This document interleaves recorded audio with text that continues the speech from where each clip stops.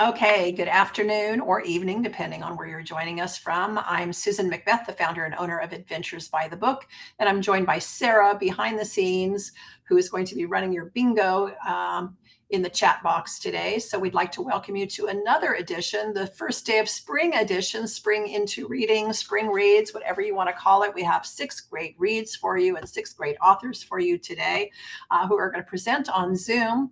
And also, we're going to play a simultaneous game of virtual bingo, which is all being conducted in the chat box.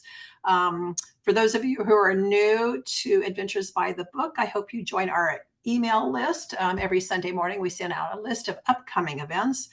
Some of our upcoming events, if you're in Southern California or want to travel here, we have a New York Times bestselling author Gretchen Rubin coming here the first week in April.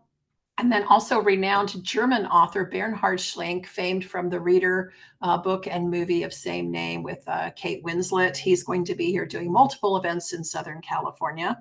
If you are joining us virtually, our next event is an Adventures by the Book book club with Sarah Ackerman and Donna Jones Allward.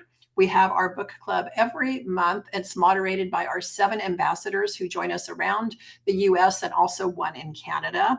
If you're looking for a travel adventure, you can join us in the Eastern Sierras in October. We're doing a writing retreat with author Amy Wallen. She's going to talk about writing and also bake pies for us, which is amazing. And if you are a writer, an aspiring writer, an emerging writer, or even a writer who's looking for inspiration, we have just launched this last month our new Writers Network, which is a virtual program held every Monday afternoon. Joining us are renowned authors. In fact, Martha Hall Kelly is one of our featured authors the week after next, and they're coming and sharing their wisdom, their tips, their expertise, everything you want to know about writing that they have learned in their illustrious careers. You can join us on just go to our Adventures by the Book website, to the Writers Network, and you can find out more about how you can join us on that and the schedule of upcoming speakers. But now we're going to get started on bingo, which is always a fun way to do Zoom. We have 6 great authors, all of who are Adventures by the Book members, which means that they are all ready, willing, available, and wanting to meet with book clubs. And they are fabulous invitees, or the invitees to your book club, because they can share more intimately with you and your group and answer your pressing questions about their books. So you just go to adventuresbythebook.com. You can choose their name, and their calendar of availability is right there on the spot. And all you have to do is invite them. It's as simple as that. And we hope you do, especially after listening to the amazing books they have to talk to today. So for those of you who have not played bingo before, or if you need a refresher, if you haven't played for a while, everything is done in the chat box. And Sarah is going to be typing in the chat box the bingo calls. And Sarah, do you want to type an example of how we do that? So here's an example. She'll type a bingo call all in caps. And then you look for the word example on your bingo card and you click it on your card. And you have to click it because the computer automatically generates the winners. We do not do that. So at the end of the game, when whoever has called a bingo, we double check it against the computer. And if there's an error, unfortunately, you're eliminated by the computer. So just make sure to click on that so you don't miss a call. You can win vertically, horizontal, or diagonally. It does not have to be a blackout. Only 1 bingo call winner per email address. What else do I need to know? So our authors have generously donated a copy of each of their books. Don't know which title, whichever one they choose, to be sent to you afterwards.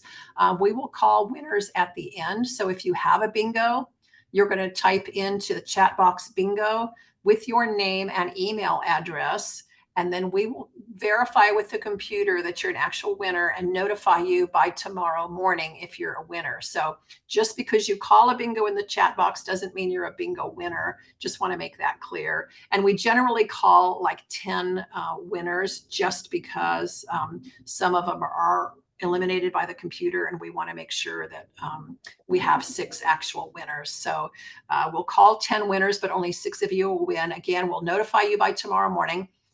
If we don't notify you, that means you have not won, But we enjoyed having you, and you can join us next time to increase your chances. So each of our authors have 8 minutes to make a presentation.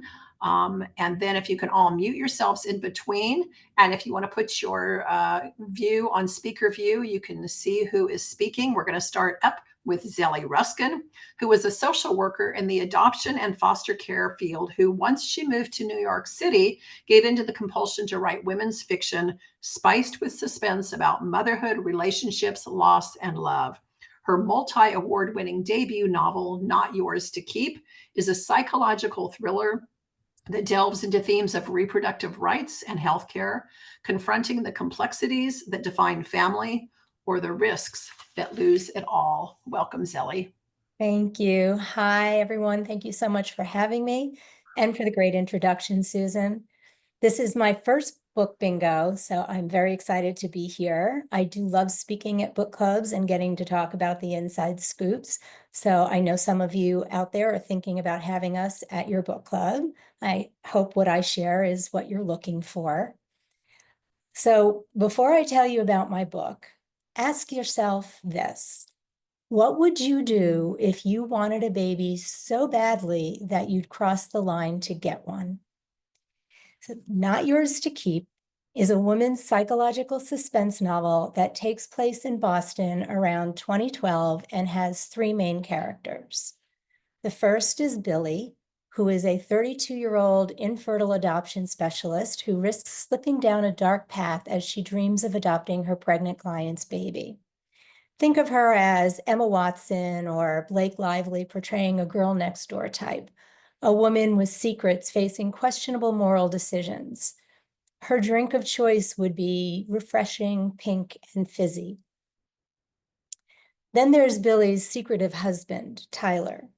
He's full of doubts about becoming a father, and he's also trying to figure out who's sending him upsetting texts and photos. Tyler is romantic yet serious, playful yet tense, hyper-focused on his career for sure. He wallows in tequila shots. Think of him as Glenn Powell or Ryan Reynolds because, well, just because of looks. And then there's Anne, a woman unknown to Billy and Tyler. Anne is haunted by childhood abuse and obsesses over creating a life with the 2 people she regrets losing the most, the baby she gave up for adoption and the man of her dreams. For Anne, we'll think Mandy Moore or even a fusion of Laura Linney and Sarah Paulson if they had a little sister. She's an average Jane who could snap, relatable but with an edge, devious or on the brink. She drinks cheap wine by the bottles. In this story, dreams don't always turn out like we plan. And family, well, family is never simple, and I'm sure you'd all agree. As secrets unravel and a baby is kidnapped, these 2 women, Billy and Anne, both desperate in their own way, collide in a shocking way. The question is, how far will they go and what will it cost them? Without giving too much away, I can tell you Not Yours to Keep is both an emotional and suspenseful ride. A bit of a slow burn with some fun and unexpected twists. The story tackles timely issues of what it means to be a family, how choices a mother makes impacts future generations, and the lengths a woman will go for motherhood. The title, Not Yours to Keep, underscores the struggle that mothers in the story face, whether they're birth parents, adoptive parents, foster parents, or even kidnappers. Are they supposed to, willing to, able to, or even allowed to keep the baby? Writing Not Yours to Keep was a bit of a passion project, as I once worked in adoption. I lived in Boston at that time. That job and the clients had always stayed with me. I wanted to show adoption from a perspective I'd rarely seen from stereotypical storylines in movies, TVs, and books. The challenge then was, how do I make that interesting? So for that, I brought in a weird experience I once had where I found a photo in someone's pocket. Now, that relationship had run well past its expiration date, and the reason for that is a plot for another book. But when this person flat out lied to me about the subject of the photo, I really didn't care. I just sat there thinking, there's a great plot in there somewhere. So knowing I wanted to write about adoption, I had to figure out how a photo would fit in. So what if there was a photo of a baby? How would that baby be significant to the person who lies about it? And then I added one more element from my real life. And that is, after I left my job in adoption, I experienced infertility. I drew on that as the biggest what if for this story. What if I had known I had fertility issues when I was working in adoption? How would that have impacted my morals or ethics? Would I have crossed a line? It was tremendous fun to write this story. You know, if you had told me years back I'd be a published author one day, I'd probably have had a hearty laugh. If I did believe you, I would have expected to write chick lit or, dare I say, a Danielle Steele-esque novel. But in a surprising twist, it turns out I lean into complicated and a dose of dark. Go figure. It's always us quiet ones. As Not Yours to Keep is my debut, and as someone who never set out to be an author, it's most humbling and deliciously surprising to have received numerous awards and honors, including being named the American Fiction Awards winner for Mystery and Suspense, a Zibby Awards winner for Best Family Drama, and winner of Best Books, Best New Fiction. The book was also featured in SheKnows.com's The 19 Best Books We Read in 2024. I've been told my writing is reminiscent of Liam Moriarty and Gillian Flynn, which of course is an enormous compliment. However, I think my writing style is more blends the work of Mary Higgins Clark and Faye Kellerman, which means it's entertaining and suspenseful with a sensitive exploration of difficult, thought-provoking issues. There's probably a sprinkle of Laura Dave's pacing as well in there. So if you love psychological suspense with deeply human characters, Not Yours to Keep is for you. I'd love to join your book club for a lively, thought-provoking discussion. So I thank you all so much for being here tonight. I hope I piqued your interest in Not Yours to Keep and maybe even sprinkled a little luck on your bingo cards. I wish you all lots of bingo wins and hope that you enjoy reading Not Yours to Keep. Thank you.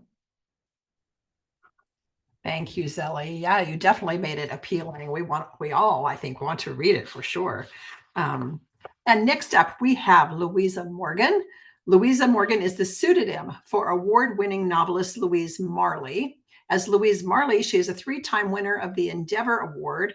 Writing as Louisa Morgan, she has published 5 books, including the best-selling novel, A Secret History of Witches. So no matter which name she publishes under, she's always award-winning, best-selling, and beloved because she's so incredibly talented. Her new novel, The Fairy Morgana, is a reimagining of the story of one of the most enigmatic and powerful women in Arthurian legend. We can't wait to hear more. Welcome, Louisa. Oh, you're muted. Do that. Sorry. Hi, everybody. It's really cool to have so many people from around the country. I just love that. And so I'm saying hello from Southwest Oregon, where the weather has gotten nice already for the spring equinox. So this is the book, The Fairy Morgana. This is actually an advanced reading copy because it doesn't come out until September. But pre-orders are open already, which is good. I always think I'm the worst person to try to describe my books. I always want to say too much, and I never know what to leave out. And this book was particularly great to write. I had so much fun being in this old setting and getting to know characters that have grown and changed so much over the centuries. So I'll try not to say too much, but it was really fun working on this book. And I've lived with it for a year and a half. So that means I'm very close to all these characters, and it's hard to just say a little bit about them when I want to go deeply into it. I thought you might be interested in what was inspiring the book, The Fairy Morgana. She's a character with a long and varied history stretching back into the 9th century. So there was a lot to unpack when I began her story, which is, of course, rooted in the legends of King Arthur and Camelot and the Round Table. The tales of a great King Arthur who ruled Britain date very far back. First in the oral tradition of Welsh mythology, probably 4th or 5th century, and then in written form around the 12th century when Geoffrey of Monmouth began playing with the material. It's changed so much. Every century it's different. Most scholars today doubt there was such a real person as Arthur, but I found, fortunately for me, in 1973, a historian named John Morris published a book called The Age of Arthur. And his belief is that there was a real Arthur who was didn't reign for a very long time, but reigned for about 20 years really, really well. And this historical figure became a legend. And of course, that has spawned dozens of literary and film works devoted to Arthur and the characters around him. This one is Morgan Le Fay is the name you probably recognize, but I have used a lot of the earliest names of the stories. Morgana believes she is the rejected daughter of a queen sent to the Ladies' Temple when she was only 4 years old. But there is a great secret about her birth that she has yet to learn. All she knows is that she is different, set apart from the women around her, and lonely because of that. She's a priestess of the Ladies' Temple, a solitary figure renowned for her charms and potions, but close to no one, set apart by her special abilities. She's devoted to the man she believes to be her half-brother, King Arthur himself. Morgana's secret is known only to the Black Mage, so called by the people the Blackbird, and known by the name Merlin in the modern versions you might be familiar with. He is a man so old no one knows his true age, with powers of his own. He was a devotee of the lady, who was a queen of the Fae when she was still in the world. The Blackbird's long life is dedicated to the success of King Arthur and the preservation of his kingdom. The third protagonist of the book is a country girl named Brave. She brings the practicality and common sense of her upbringing to the Ladies' Temple, where she becomes Morgana's handmaid and helpmeet and plays an important part in the reign of King Arthur. Other characters from the Arthurian sagas appear in this story. Sir Lancelin is one, a dark and compelling figure who makes Morgana question her temple vows. Another is Queen Guinevere, who is beautiful but sly and dangerous and has a great secret of her own. Of course, there is King Arthur, who has committed his life to preserving his country. The Romans want to add it to their empire, and marauding bands of Saxons take advantage of the Roman attacks to plunder and ravage the countryside. King Arthur fights to protect his people, and Morgana and Brave and the Blackbird fight to protect Arthur against really terrible odds. This is the story of Morgan Le Fay, who has had many names and many different roles. I derived the names of the characters in the book, including hers, from the oldest sources I could find, Welsh and Breton and English, all the various traditions and inventions that have added up to the volume of Arthurian material. If you're a reader who likes to follow those threads, there is a list of the various names and their derivations in the back of the novel. Actually, my editor wanted to put it in the front of the novel, but I talked her out of it because I didn't want anyone to think that they had picked up a book that they were going to have to study like you would if it was a book that was required in your English class. And it is, I always try to make my historical research as accurate as I possibly can, but it's not a scholarly work. It's a book about a woman, mysterious, magical, gifted woman, and about how she shapes her world. This is not my first novel of magic. You might see behind me, it looks like it's a long way away. But I have wanted to write always about the kind of magic that requires work and study and practice. Not Disney or Hogwarts magic, because that doesn't interest me, but herbalism and tradition and knowledge. It's a kind of magic that frightens people, especially men. They don't understand it, and they don't like that it is wielded by powerful women. There's a long history of that, as I'm sure everyone is aware. Long history of wise women, sometimes called witches, who were persecuted because of their knowledge and their power. People still use the phrase witch hunt, which reminds us that it was the power of the witches that they feared. And that's the magic that carries this book. I love what my publisher did with this cover.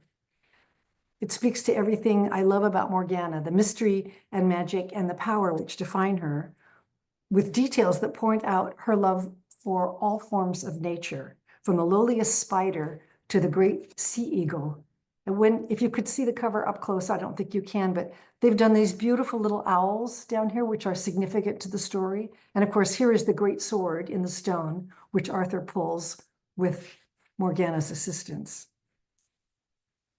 The connection to the natural world comes from the pagan background, which would have been natural for Morgana to spring from. So I hope I've told you enough and not too much. The book comes out in September, and I think it should give book clubs lots to talk about history and the development of language, adding to the interesting ways in which legends grow and change. Pre-orders are available now, which is nice. All places you can buy it, it doesn't matter. And I hope some of you who love historical fantasy will be tempted by the Fairy Morgana. Thank you. Thank you so much, Louisa. So there's so much there for book clubs to dissect, and a great book club visit. And I just want to remind everyone that, there's simple ways that you can support our authors. We're trying to type in their websites, their social media links in the chat box. If you can give them a follow, schedule them for a book club visit, chat with them, order their book from your favorite bookseller or online or through your local library, and share the word, with your fellow book lovers so that you can support these authors, because they spend a lot of time in solitary confinement writing their books. And when they publish them, it's so exciting. They want to get word out there, and you can help. So thank you, Louisa. Next up, we have Jaclyn Westlake, another Californian, writes novels about funny, flawed women doing their best to find their way in the world. If you've ever felt like you don't quite belong or had a sneaking suspicion that everyone except you has magically figured out the secret to being a fully functional adult, her books are just for you. In her highly relatable, fun debut, Dear Dottie, Rosie Benson does not have it all together and struggles to figure out life, and soon finds herself following the advice of her late great aunt. So tell us more about Dear Dottie, Jaclyn. Thank you so much, Susan. I actually have a little PowerPoint presentation, so I will go ahead and share my screen. Can everyone see my screen? Yeah. Yes. Okay, I'm getting nods. Great.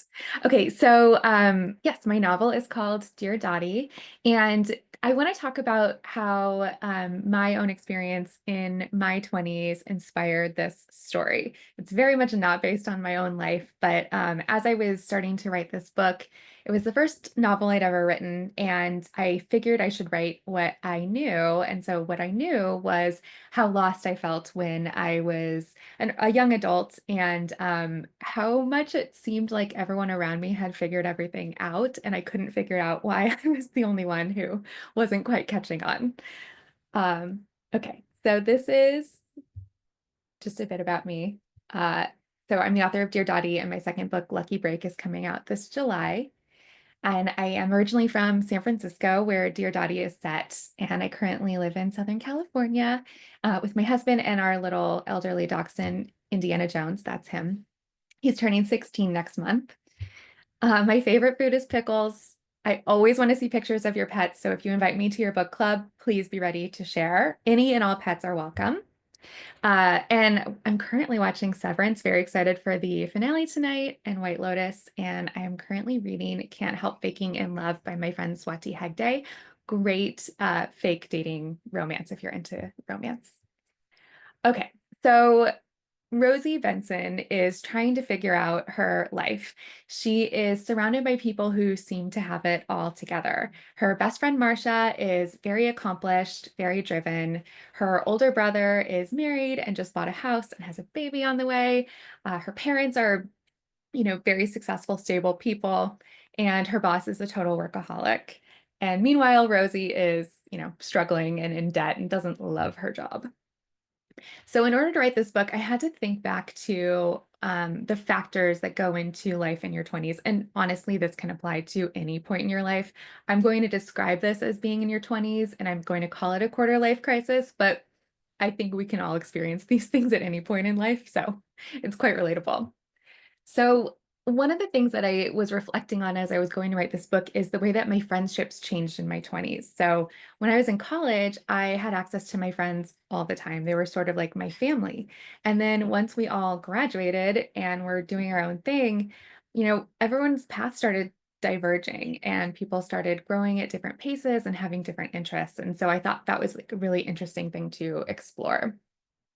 The other thing is family dynamics and family pressure. So depending on what kind of family you come from, your parents might have certain expectations from you, or you might have a sibling who is outperforming you in your eyes.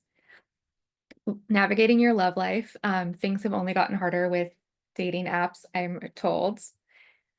Building a career, financial hardships, housing prices, and divergent milestones, which I think is one of the most interesting things about being in your 20s. Before you graduate, everyone's on a pretty similar timeline, but after you go out into the real world, there's no rules. You might be getting married and having kids, or you might be traveling, or you might be, not wanting to settle down. And then, of course, there's comparing yourself to your peers, which is only exacerbated by social media. So I like to ask everyone who you were as a new or young adult. Were you the friend that had it all together? Were you the friend that was super career driven? Some might say workaholic, but we don't judge here. Were you a wild child who all of a sudden wanted to settle down and surprised everyone? Were you the friend who coasted along, trusting that things would all just work out for you? Were you a seeker who was finding yourself? My best friend went to Australia and worked at a comedy club for a year. I was very envious of her. Or were you the friend who was looking all around at everyone else and wondering how they figured this all out? Maybe it depended on the day. So I decided to reflect on my own experiences as a 20-something, and what stood out to me most was the things I would post on social media versus my reality. So this is me at graduation, no job lined up, no plan, was moving home with my parents. This is me in Las Vegas going through a horrible breakup, but pretending I'm totally fine. This is me after I got catfished by my first 2 jobs and was unemployed. This is at my 25th birthday, days after my beloved Nana had passed away. This is me with my now husband, Brian. I literally spent the last dollars in my bank account to meet him at the beach for a date. And as a bigger note, I don't know what I was wearing at this phase of my life. Like, what was I wearing? I also adopted a dog on impulse, who is still with me to this day. That is Indy. So yeah, anyway, the big point of Dear Dottie and the big through line is, Rosie trying to figure out what her plan is going to be in life. She doesn't have it all together, as I've mentioned. So when we meet her in the book, she has just recently lost her job that she did not enjoy, but she definitely needed. She's in sales. She's not good at it. She's in debt, and her landlord has just informed her that he'll be raising her rent. Her best friend has cozied up to her arch nemesis, so it feels like a very, very big betrayal. She may be hooked up with the guy that she wasn't supposed to hook up with, and she might want to see him again. Her parents, who've always been super stable, announced that they are splitting up. And her perfect brother and sister-in-law just bought a house and have a baby on the way. Then, to make things even worse, she loses her great aunt Dottie, who's the one person who has always understood her. So she's not doing great. Things are not going well for Rosie. I thought what would be so interesting as I'm exploring this time of, the quarter life crisis and instability and so much change, to bring in an older, wiser mentor. And so that's where Dottie comes in. Dottie is Rosie's 80-year-old aunt, and she's lived a very unconventional life. She never married, she never had children. She's had an eclectic career, lots of friends all over the world. And she has this wisdom and freedom that comes with her perspective of a fully lived life. So when she passes away, Rosie realizes that she only ever saw one aspect of her aunt, and she wants to know what her entire life looked like. So she sends an email to everyone on Dottie's email list asking them who Dottie was to them. And as I mentioned, we often only see one version of the people in our lives. So through Dottie's friends, she learns more about her aunt and ultimately herself. So part of growing up is realizing that no one really knows what they're doing is a very big theme of the book. And Rosie needs to figure out what works for her and reconcile the life that she thought she was supposed to have with her circumstances and what she actually wants. She has to identify the things that matter most to her, realize that her elders had to grow up too. There's a lot of conversations that she has with different people in her family, and she starts to see them from new angles. She needs to let herself evolve and let the people around her evolve too. Okay, so why look back at that particular phase of life? I think early adulthood is fascinating and it's full of lots of changes, life lessons, which I found ripe for fiction. And I found that distance from that time has brought me more clarity and perspective. And so it was fun to go back in time and write this character who was still lost in figuring things out with the knowledge that I have now that she's probably going to be okay. I think it's good to normalize uncertainty and different life paths. And I like to think of it as Rosie is who we were and Dottie is who we hope to become. But I say this with a caveat because Dottie is a part-time nudist who can be found walking down Baker Beach in San Francisco. And I know not everyone aspires to that. I don't personally. And what's been so fun about this book being out in the world is I've had so many people reach out to me and say, I felt that way. I felt that way at that phase in my life, or I feel that way now. And it's been really, really fun to connect with people over that shared uncertainty. And I've also really, really loved having people reach out to me and saying, I had a Dottie, it was my uncle or it was my aunt or it was my grandmother. And it's been really, really fun to get to celebrate the Dotties in our lives with everyone else. And that's all I have. Here's where you can find me. And I can't emphasize this enough. I really do want to see pictures of your pets. So you can message me on Instagram or reach out to me, send me a cute picture. Thank you all so much.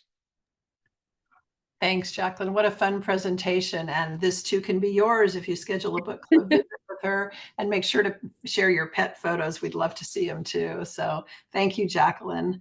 Some of you have a shorter time to reminisce back to your 20s. Some of us have a longer time to go back. So it's a good reminder. Next up, we have Miss Champagne, Rebecca Rosenberg. She's an award-winning historical novelist and lavender farmer, as well as champagne historian, tour guide, and champagne cocktail creator for Breathless Wines. Rebecca has pursued decades of delicious research in wine caves and cellars of France and California. Her novel Silver Echoes unmasks the hidden life of Silver Dollar Tabor. And coming from Colorado, I know exactly who that is, an infamous Roaring Twenties legend. Welcome, Rebecca. Can you hear me? We can. Okay. I can't figure out how to get this sidebar off, so I'm just going to proceed. And If you put slideshow, it should I disappear. just did. Let's see. I did it before, but okay. It should click from beginning. There we go. There we go. Very good. Okay. So I'm going to read the very beginning of the book, and this exquisite showgirl is Silver Dollar Tabor, and she's speaking. The ladder rungs bit into my satin slippers, the rusty metal cold through the thin soles. The roar of the crowd below was punctuated by whistles and the occasional chilling scream. The lake stretched out, a dark, shimmering expanse. The smell of popcorn and anticipation hung heavy in the air. Teeth clenched on the iron mouthpiece, I leaped into the open air, my triumphant smile a torch against the infinite blue. The year was 1915. Silver Dollar Tabor soared hundreds of feet above the Lake Rhoda amusement park. And this, my dears, is called the Slide for Life. And this is an actual photograph of what she did. So she has that iron mouthpiece clenched in her jaw, and she rides across the lake.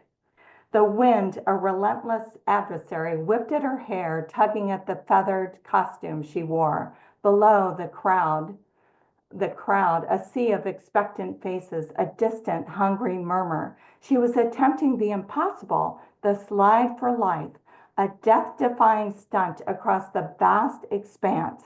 She was doing it for her mother, Baby Doe Tabor, and the Tabor family's shattered silver legacy. A single wire, a fragile promise of stardom, a desperate gamble against the crushing weight of poverty and oblivion. Fear coiled tight in her gut, but the stakes were too high to falter. This was the moment that set her journey into motion, a moment that would define her entire life. Silver Echoes is a sweeping historical fiction and psychological thriller set against the vibrant backdrop of the Roaring '20s and the desolate Depression-era '30s, based on the true story of Silver Dollar and Baby Doe Tabor.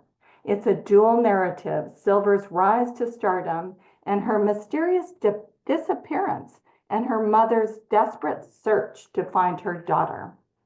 Once the Tabors were icons of immense wealth, they lost all of their vast fortune and social standing in the disastrous silver crash. Silver Dollar, traumatized by the loss, the tragic death of her father, and years of isolation, finally broke when a trusted family friend brutally attacked her. From that trauma, and these are pictures of their wealth. I'm a little behind my slideshow, but they owned thousands of, or hundreds of silver mines and theaters as well. And this is the Tabor Opera House.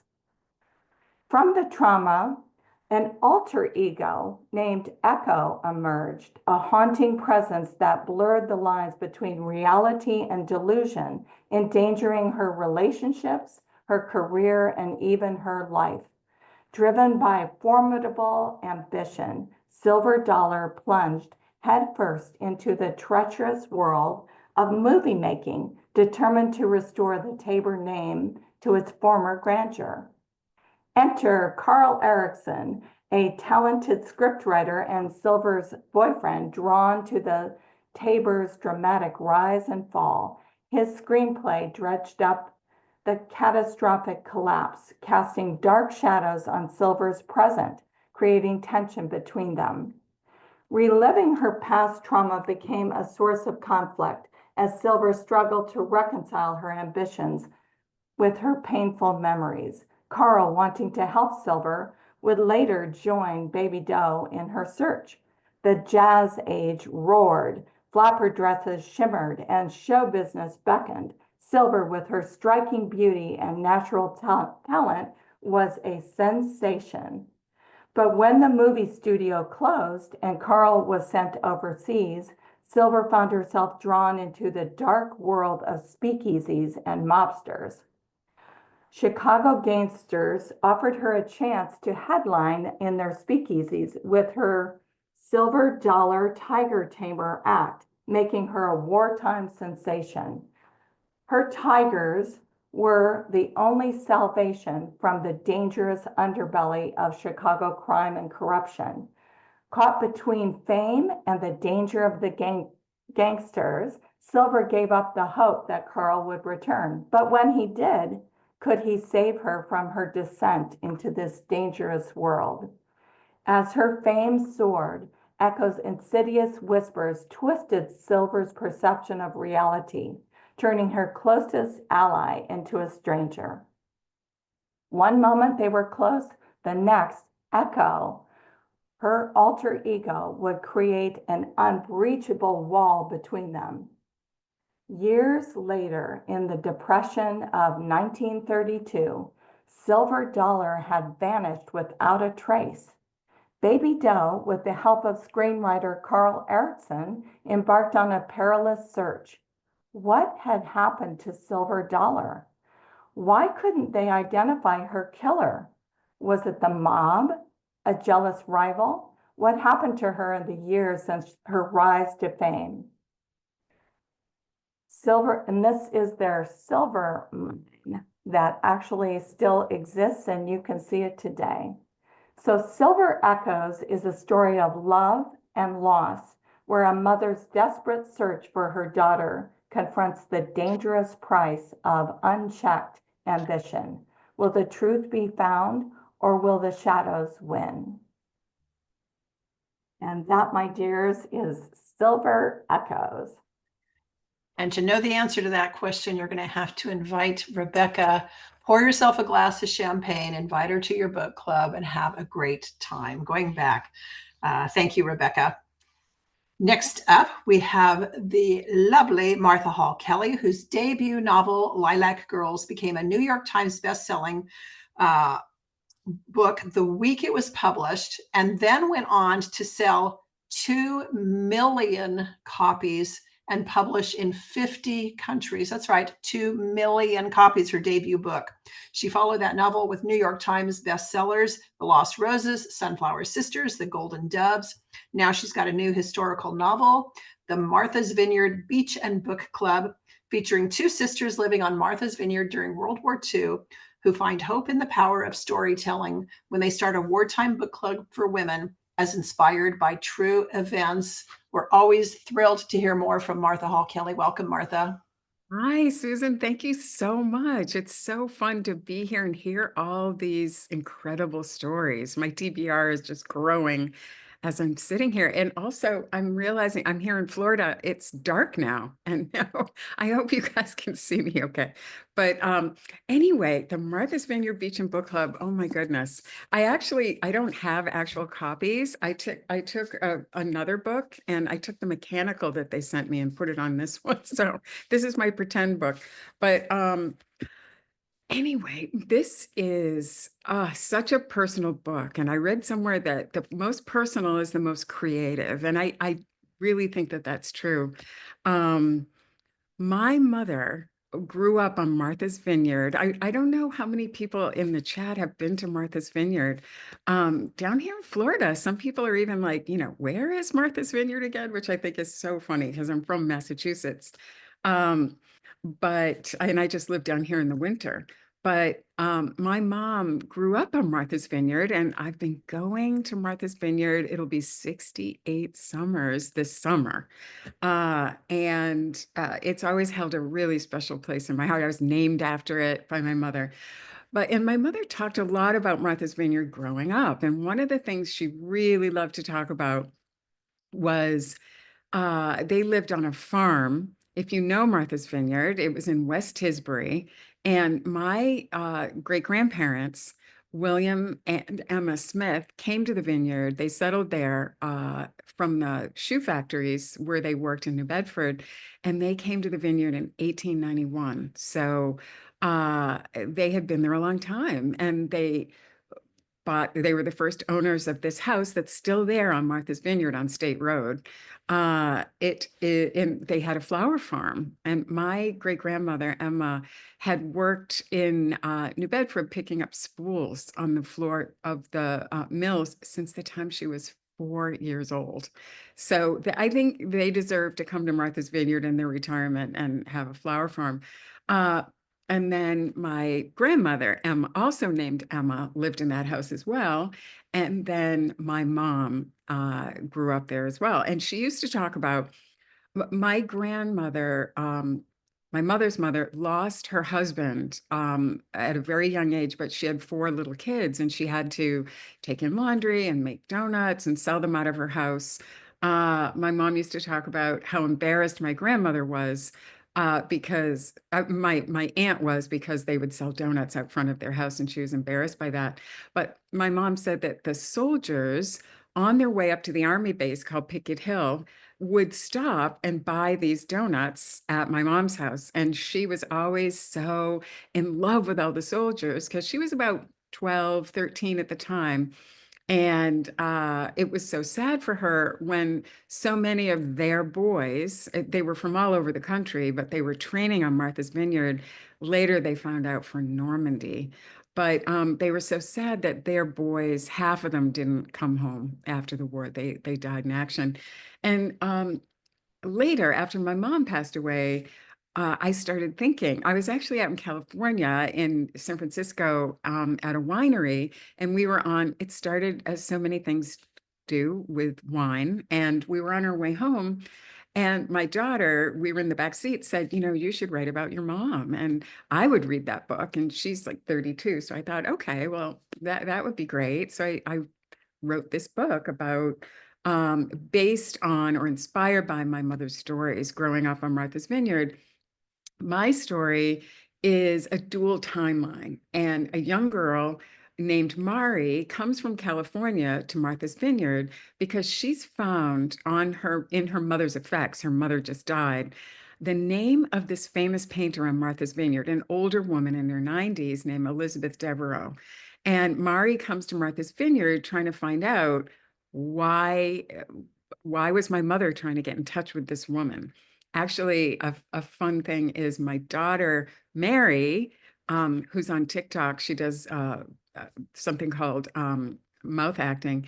Mary is reading the part of Mari in the audiobook. And we were just out there, and I read the author's note. So we were out there together. So it's really, she said she had a hard time not crying because her part of the book is a very emotional part.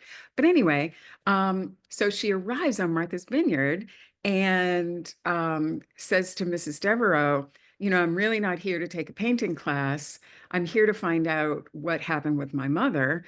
And my mother never left California. What was she doing talking to you? And Mrs. Devereaux says, I'm going to tell you a story. And that's not true about your mother. She did leave California. She has, this is her story. And so Mrs. Devereaux tells her the story, and it's from two different point of view characters. One is Cadence, and she's this loves to read and starts a book club, and very beautiful. She's the older sister, and their brother goes off to war, Tom. And then there's a little sister that tells the other point of view, Briar, and she is obsessed with Nazi memorabilia and all things Nazi and all things war. And what a lot of people don't realize is on Martha's Vineyard, there was a lot of things happening out there. And one of them, without being a spoiler, was that Nazi submarines were all around those waters. My mom used to talk about going to sleep at night and hearing the batteries, because the Nazi U-boats would have to come up and charge their batteries. And they would hear the hum of that as they were going to sleep. And so luckily, one of my mom's gone, but one of her best friends told me all sorts of stories about World War II and growing up there and what my mom used to do with her, because she was her best friend. Her name's Shirley Kennedy. And she's still with us, and she's in her 90s. She won't tell me how old she is, but she said that people treat you differently if they think you're, older. So, but anyway, it was really, really fun researching it. And Briar is always walking on the beach, because back then, if a Nazi sub went down, a lot of the memorabilia and ephemera would wash up on the beach. And so Briar's always looking on the beach and collecting stuff. And so one day something else washes up on the beach from one of those Nazi submarines. And I can't say what it is. Susan, because you read it already. But yeah, so it kind of goes in this direction of, yeah, like what is going on? Is there, a Nazi spy in their midst? So that is the two timelines. And eventually Mari gets to find out what her connection to Martha's Vineyard is. And we go back and revisit Mari in the book at like 4 or 5 intervals and see and Mrs. Devereaux takes her around Martha's Vineyard, and hopefully you feel like you've had a little trip to Martha's Vineyard by the end of it. So that is the Martha's Vineyard Beach and Book Club. Oh my gosh, you have the most amazing stories to draw from. And the fact that you not only have those stories, but that you're such an incredible storyteller to share them is like magic. I mean, no wonder you sold millions of copies. And the fact that your daughter plays a role in your book about your mother, I mean, it's just like the whole thing comes full circle. How wonderful that is for you. And she's having our first grandchild. She's having a baby. And so she was in the recording booth sobbing. And I was like, oh my God, it's the hormones. But it's also really, really moving. But thank you so much for letting me tell my story. Oh, our pleasure. And we're hoping to have Martha here in June in Southern California. If anybody lives in Southern California or wants to come visit, and who doesn't, you can come meet Martha in person and hear this amazing story. Thank you, Martha. And next, and last but not least, but before we do that, I just want to remind everyone, thank you for those of you who pre-ordered books on our website. Sarah's been typing in that link that you can still do so, order books or pre-order from any of our authors today. And for some of the authors like Martha and Louisa, whose books aren't published yet, those will be shipped out after the publication date, but you can still order them. And also, we want you to stay through the last presentation. I know everybody gets tired at the end, but you must be present to win the book prizes. So stick around one last time because you won't want to miss Sarah's presentation. Sarah C. Johns is a writer and video producer. After studying in South Africa, Hungary, Israel, Germany, she attended film school in Sydney, Australia. Her debut novel, The Sirens of Solil City, is a witty, touching story of 3 generations of women who learn to own their own mistakes and rebuild their bonds as they prepare to compete in the South Florida Senior Synchronized Swimming Competition. How fun. Welcome, Sarah. Thank you. And I thank you so much for sticking around, but I have pictures. So let's see if this works. Okay. All right, I'm going to go to slideshow. Okay, I think that worked. All right. So when I was growing up, there was, can everyone see this? Okay.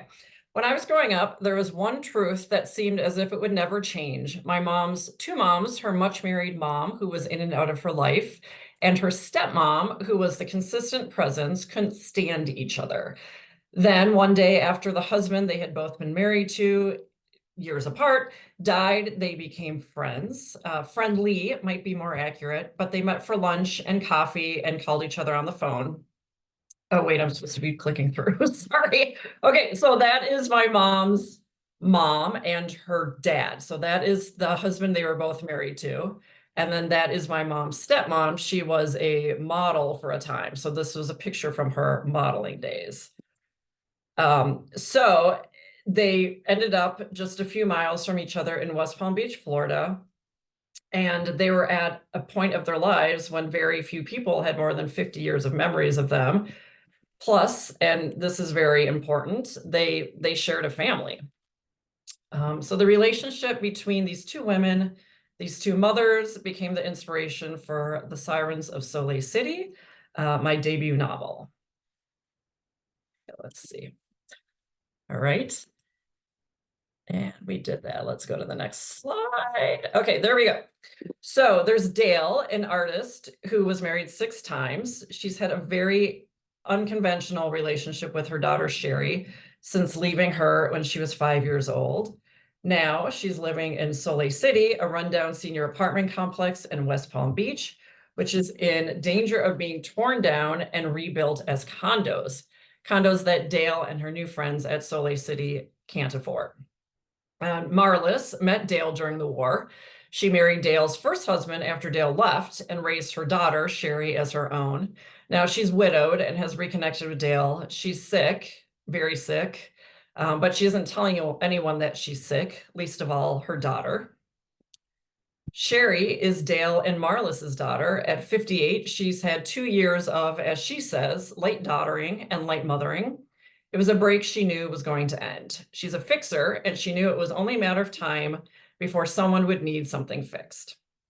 Sherry's daughter, Laura, is pregnant with her first child, which is great news. Less great is the fact that her husband has been cheating on her with her best friend, something she's just found out.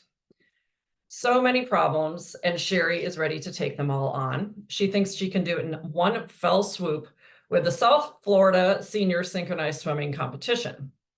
Dale and the women of Solil City can compete and get the publicity they need to save their apartment complex.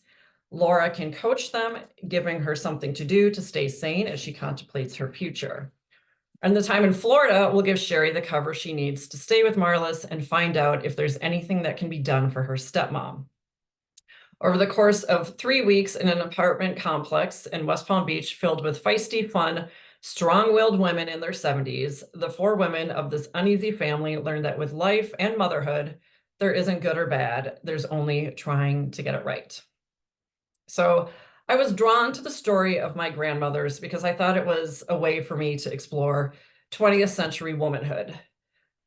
These women, my Dale and Marlis and my grandmothers, were born in the 1920s during the Depression, became adults, and in Dale's case, a parent during World War II. And after experiencing some independence working outside the home during the war, they were pushed back into traditional wife and mother roles once the men returned. Their children, the boomers, largely rejected the war that involved their generation and also fought for women's equality, then pushed aside some of their ideals when they became parents and believed that to be great, they had to buy things and have things, giving money a bigger role in their lives than it might have had for their parents.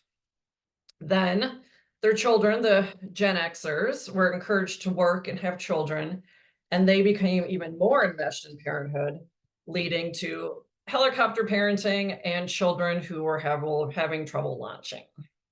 And of course, in all this is the sandwich phenomenon, where the middle generation is caring for parents and children. In Sherry's case, she both resents that she's in that position and also gets a lot of her self-worth out of it, that people need her and depend on her. She believes that she really does have to be the one to solve everyone's problem, but hasn't taken the time to stop and ask herself what she really wants. And there is also the character of South Florida. I wanted to explore a Florida that doesn't entirely exist anymore. Soleil City is an apartment complex that was built to house older people who moved to Florida with not much more than Social Security and a pension. They were able to live decently on a fixed income, and in the case of Soleil City, even had the amenity of a fabulous pool. And this actually is a much nicer building than I imagined Soleil City to be. Within the walls of Soleil City, the residents were able to build a real community and get a level of support in the last decades of their life that is enviable. To be able to hang around the pool with your friends all day, gossiping and bickering and laughing and knowing that people have your back is something that I would love to have anyway. So this book is about complicated family relationships, but it's also about family and is very funny. It's about aging with humor and with realism. And a few things about me. Oh, lovely author photo. This is my first published book. This is my debut. I live in St. Paul, Minnesota, down the street from an urban zoo. And like Martha's mother, who could hear the batteries of U-boats, I can actually hear a lion roaring as I go to sleep, which is both amazing and also incredibly sad, because the lion is roaring to try to get an answer from other lions, which he will not get. But it's still very cool. So I also have two teenagers. Oh, that's the zoo where the lions, or the part of the area of the zoo. I have two teenagers who are 15 and 18. This is right after my book launch, and my son, I think you can see a little bit there, he's holding a book. It is, of course, not mine. And I also love to travel, and I also am a burgeoning bingo star. Well, not star, but I started playing bingo at the American Legion with a couple of friends of mine. And the first time I went out, I won $300. And there is a very unhinged picture of me having won that money and holding the money on my Instagram. So this is a way to get you to go to my Instagram and to follow me. And those are great fun facts. And I think if you want to learn more, you're going to have to schedule a book club visit with Sarah. Thank you for your presentation today, Sarah. And we have run out of time, but I want to take just a few minutes to thank everybody, all of our adventurers in the audience. We appreciate you so much. You come out and support our authors, support each other, support reading, and we are so grateful to you. So thank you for showing up. And we are going to announce winners first thing in the morning or by the end of the night tonight, depending on how energetic we feel. And I want to leave the final words to our authors. Thank you, Sarah, for calling the bingo and putting in the links in the chat box. As she reminds everyone, you can still purchase books for all our authors at the link on our website. We appreciate all of you, and we want to give final a few thoughts, just a really quick, whatever you want to say before we log off for the day, starting with Zelly. I'm just so appreciative. This was so much fun, and it was great to hear everybody. I would love to come talk to your book clubs and really deep dive between the covers. That sounded so wrong. And and you can find me anywhere at Zelly Ruskin on all social. And if you really want to get to know more about me rather than my books, you can find me on Substack at sometimes Snarkastic. Thank you, Zelly. Louisa. Oh, I'll be really quick. I think it's great, the diversity of the books that we've heard about tonight. I'm excited by that. I want to reiterate what someone else has already said. Independent bookstores really need our support. So if you call an independent bookstore and tell them what you want, they will order the book. Happy spring, everyone. Thank you, Louisa. Jaclyn. This was my first Adventures by the Book event, and it was so much fun. And I can't wait to read all the books that I learned about today. So thank you all. This was really, really fun. Thank you. And we loved having you today. Rebecca. Well, Silver Echoes comes out May 20th, and it's on pre-sale right now. So you can pre-order it. And I have lots of events planned coming up in Colorado and in California. So you can email me. And I put my email in the chat, RebeccaRosenberg.com. Thank you, Rebecca. Martha. Thank you so much for this, Susan and Sarah. This was so much fun. I had forgotten, I haven't been here for a little bit. So I feel like, I had forgotten how much fun this is. But I just started a Substack. I know Zelly just talked about hers. And if you haven't gone on Substack, it is really fun. It's like 1 million free magazines. And so check it out. Thanks so much. Great. And good luck with the baby coming up. Can't Oh, wait. thank you. Can't wait to It's a hear boy. more. Yeah. And last but not least, Sarah C. Johns. Well, I just want to reiterate what everyone said. This was an amazing evening. It was so wonderful to be reading the chat at the same time as I was listening to these fascinating authors. And yes, also I have a vacation coming up, so big stack of books will have to fit into that bag with me. But yes, thank you, everyone. This was really a lot of fun. And thank you, Susan and Sarah, of course. All right. Thank you all. And until next time, what is your next adventure by the book? See you next time, everybody. Have a good night. Thank you.